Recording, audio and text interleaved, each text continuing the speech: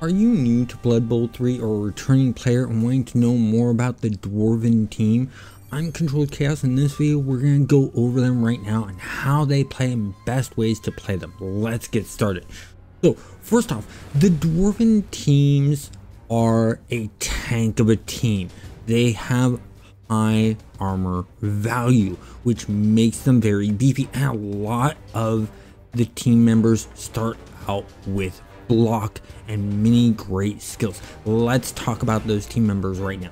So your main members of the team are Dwarven blocker linemen. These linemen are really good, and the reason they're really good is if we look at things right here, they start off with block, which means when you get the double down dice, they will not go down. They will stay standing up. The other thing they get that's really nice is tackle. So if another player tries to get out of the tackle zone or go through a tackle zone and they have dodge, guess what? They don't get the advantage of dodge skill. It negates the dodge skill, which is good. The other thing they have is they have thick skull. So the test rolls are lessened or needed for stuns and knockouts. It's harder to stun them and knock them out. Now, let's talk about the next types of players on this. We're going to talk about the blitzers. These blitzers are really good because they have block and they have thick skull, but they have good high armor value of 10, which is good. And that's something I forgot to mention. Armor value on the blocker lineman is 10 also. So they're not that great on passing on this team either, because as you can see here, passing of 5, passing of 4, the agilities are anywhere from decent to bad on these guys, because as you can see with the blocker, it's an agility of 4, the blitzer, it's an agility of 3. Their movements aren't that good either. Blocker has a movement of 4, blitzer has a movement of 5, which is bordering on okay. Then I want to talk about the Troll Slayers. So the Troll Slayers also have a movement of 5, an agility of 4. They have no passing skill whatsoever, but they have an armor of 9. So they don't have the armor capabilities of the others, but they have some really good skills. They have block, they have the thick skull, and they have Dauntless. And Dauntless basically lets them take their strength and add it to the d6 roll that happens, which is nice. And that's only if the opponent is stronger than them. Then they also have frenzy, so they get to do one attack then another attack, so they are very aggressive players. Their strength is average, and that's fine. Then we have the runners. The runners are good. It's a movement of 6, an agility of 3, and an armor of 9. And instead of block, they have pass, but they still have the thick skull. Then our final team member that you can get on there is a Death Roller. The Death Roller is really strong. It has an armor value of 11 plus. It has a strength of 7 and an agility of 5 plus, so it's not very agile and it doesn't move much, but has a lot of skills to it.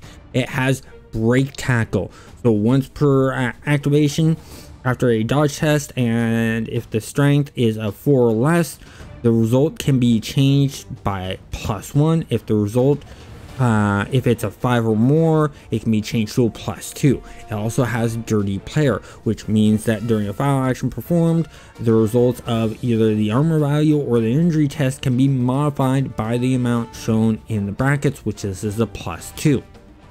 Then they have Juggernaut, and Juggernaut lets them, when the player performs a block or a blitz, he can choose to consider both down results as a pushback. However, under these conditions, if the target of the blocked cannot use stand firm, bend, or wrestle, which is good, then it's got the loner trait of 5+. If the player wants to use a team reroll, they have to roll a d6 and have to get 5+. If the result is equal to or greater than the figure in the brackets, this player plays normally. So that's the one problem there, but they have Mighty Blow of +1. When the opponent knocks down the following block by this player, it can change the armor value or injury value of the test amount between the brackets, so it gets a +1 added in. Then it has no hands, cannot carry the ball at all, cannot play with the ball at all. Then there's stand firm, which player cannot be pushed back, which it's a big machine. Nothing's really gonna push it back, right? Then we have secret weapon. When drive involving this player comes to an end, he is sent off for having committed a foul, which means you only get it on whatever half you play for the game, and then they get sent off. And they're very expensive, 170,000 gold. So what I recommend you do for building your team up is you definitely want to recruit 2 blitzers. You definitely want a couple runners. I'd say go ahead and take some slayers, and then go ahead and pour in and fill out the rest with your dwarven blockers. You definitely want to go ahead and get apothecary, and then put the rest into rerolls. Now what you could do to save some money, because you only have 30 left, is you could go with 1 troll slayer instead and go with a lineman, and then add in a second reroll. So that choice is yours. Those are the 2 different builds I go with. Later on, once you've won some games, you can add in the death roller, and I'd first get another slayer if you go the route of the 1 lineman over the slayer. But I like the slayers. They got a good chunk of abilities. They can really hit hard and do some damage. So this is my favorite lineup. Now, when we're talking about skills, let's first talk about the runners. The skills I'd first get, the first skill I'd get, block. Definitely block. Get them block. 100%. Secondary is when we look at things, you want to look at how they can play and run. So with that, you got the block. You could add 1 for kick, so you got a good kicker on the team would be good. That'd be a great one. Okay. Then another good thing to give them would be guard. Having guard on all of your guys on this would be good. Okay. And then from there, you really want to look at things like maybe even add in a dodge in there would be a good one to get. So that's how I'd set up runners for your linemen here. Since you already have block, you don't need it again. What I would look at doing with them, just to make things a bit easier, is strip ball would be a good one. Get the ball away from the opponent. But with the movement of 4, it's not really worth it. Okay? Because they're going to have a hard time keeping up with the opponent. So, you know, shadowing's a good one to get because it keeps you up with the opponent. Another good one, you guard, definitely. Mighty blow, make them hit harder. Things like that would work out good. Now, another good one is that you could do things like grab, where you get to choose the direction that they fall, is a good one there. Then if we go over to the blitzers, because the movement is of 5, that's where I say yes, you want to get things like shadowing. Strip ball is a good thing to get for them, because, you know, getting that ball away, you know, your blitzers will be able to do an easy time on that. Throwing in a tackle would be good. A guard would be good for them. Mighty blow is another good one for them. In agility, you could possibly give them dodge, make it really hard to knock them down. Would be good. I would ignore the passing because of the passing skill being 4+. Pure and simple. You don't want to work on the passing game with these guys unless you're going to be spending a lot of points in them.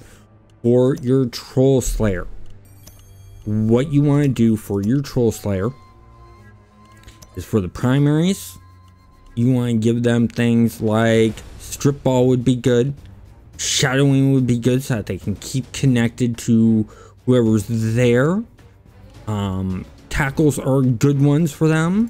And then primaries, Mighty Blow, Guard would be good, Grab would be good. Being able to choose where the opponent goes is always a good thing, especially when you get those really quick guys, those very dodgy guys. Being able to say you're going here and put them around your other guys makes it harder for them to get out. So those dodgy teams aren't able to be as dodgy as they want because you're forcing them next to your other teammates, which makes that dodge roll a lot harder. Okay, I won't even bother with anything agility for these guys. Maybe do one thing in the dodge just to make it harder on them. Okay, so we have all those, and then runners. You might, for the runners, if you lower their take one and put some points into adding into lowering their pass, might be a good idea, but I'd rather spend a point in increasing their movement so that you can keep up to pace with those gutter runners and those very agile runners. And the reason I say that is these guys are very beefy. They're very strong for what they are. So if you do that and you give them block and stuff like that, they can be the ones taking out the runners and stuff like that. For the Death Roller, I really wouldn't put many points into them.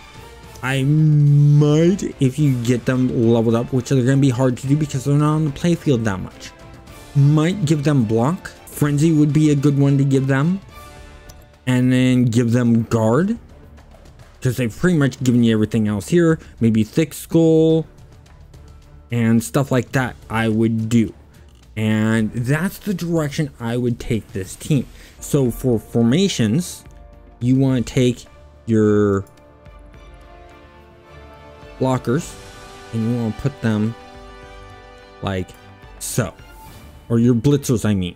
You want to take your runners and you want to sort of have them back like so. You want them in the back end because they can run up quicker.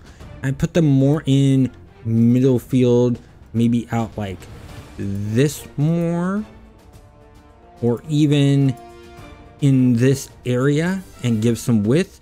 Your Slayers, which is 6 and 5, I would put like here, and there's your other Slayer here. I put them there. And then if you're being defensive, I pull these guys back a bit and have more of a formation like that. If you're wanting to be very offensive, I move them up like this. And then if you're receiving the ball, maybe a formation like this would be good. And the reason being is this guy could grab the ball when it lands back here, right? And then he can run it up to him, and then he can run it out into here. So you get that extra length, and that works out really well. And that's where if you have one with passing, he would be the one back here. If you have one of your runners with passing, that's where you'd want to put him. And then this one would be the catcher that might have catching, and then he'd run up if you went that direction. And that would surprise the opponent if you did go that direction, because how many dwarf teams play the passing game? Not many.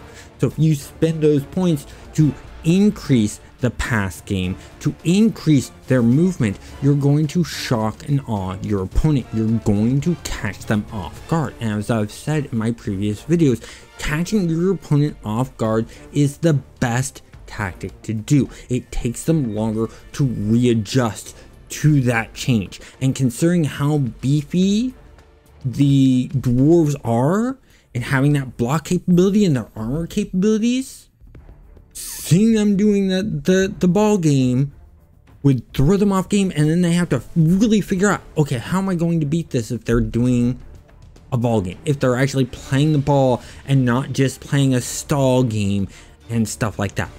That's the question you gotta ask yourself. If you found this video helpful, please hit that like button. If you're not subscribed, subscribe. Have a great day.